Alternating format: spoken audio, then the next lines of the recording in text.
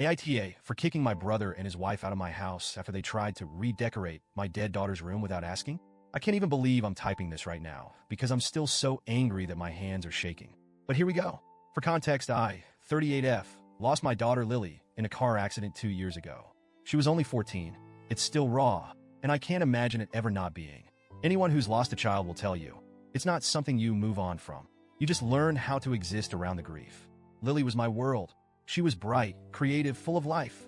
Everything you'd want in a child. Her room is the one place that still feels like she's there. I haven't touched it since the day she passed. It's exactly as she left it. Her posters on the walls, her art supplies scattered across the desk, her favorite hoodie hanging on the back of her chair. Everything. I can't bring myself to change it. Walking by her room gives me a strange sense of comfort, like I still have a piece of her here with me, even if it's just in the form of her things. Fast forward to a few months ago, my younger brother, Jake, 34M, and his new wife, Sarah, 29F, came to me with a problem. They had just had a huge, lavish wedding, which honestly I wasn't a fan of because they were already deep in debt, but that's their business, I guess. And surprise, surprise, they were struggling financially. They asked if they could stay with me for a bit while they saved up for their own place. Now, to be honest, I wasn't thrilled about the idea.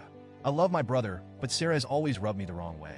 She's the kind of person who always seems to have an opinion on everything, especially when no one's asking for it. Still, I agreed because, well, family, right? At first, it was fine. They moved into the guest room downstairs, and we all just coexisted. But after a few weeks, I noticed Sarah making little comments about Lily's room. Things like, don't you think it's time to let go? Or maybe it's unhealthy to keep a shrine like this. I'd brush it off and change the subject, but it bothered me. Who was she to tell me how to grieve my child? I've seen therapists. I know where I stand with my grief, and it's not her place to weigh in. My brother mostly kept quiet, but I could see her words starting to sink in with him. One day, she actually suggested I turn Lily's room into a guest room or an office to make the space more useful. I didn't respond. I didn't trust myself to. If looks could kill, though, I'm pretty sure Sarah wouldn't have survived that conversation. Still, I never thought they'd actually do anything about it. Then, last week happened. I had a long day at work, exhausting, stressful, the whole 9 yards. I came home just looking forward to decompressing and maybe watching some TV before bed. But when I walked upstairs, I noticed something was off. The door to Lily's room was open. I always keep it closed. My heart immediately dropped, and I rushed over. What I saw made me freeze in the doorway. Her posters, the ones she had hung up herself, were gone. Her bed was stripped.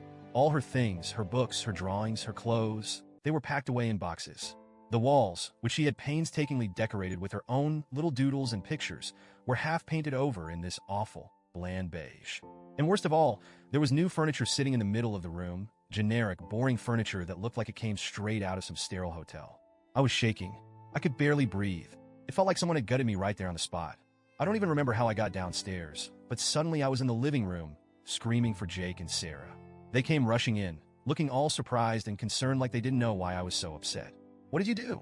I screamed at them, and my voice cracked. What the hell did you do? Sarah, with this infuriatingly calm tone, said, we thought we'd do you a favor. It's time to let go. You need to move on. It's unhealthy to keep things the way they were. A favor. A favor? They had the audacity to think this was a favor? I completely lost it. I yelled. I cried. I told them to pack their things and get out of my house immediately. Jake tried to calm me down, saying they were just trying to help and that I needed to let go of the past to heal.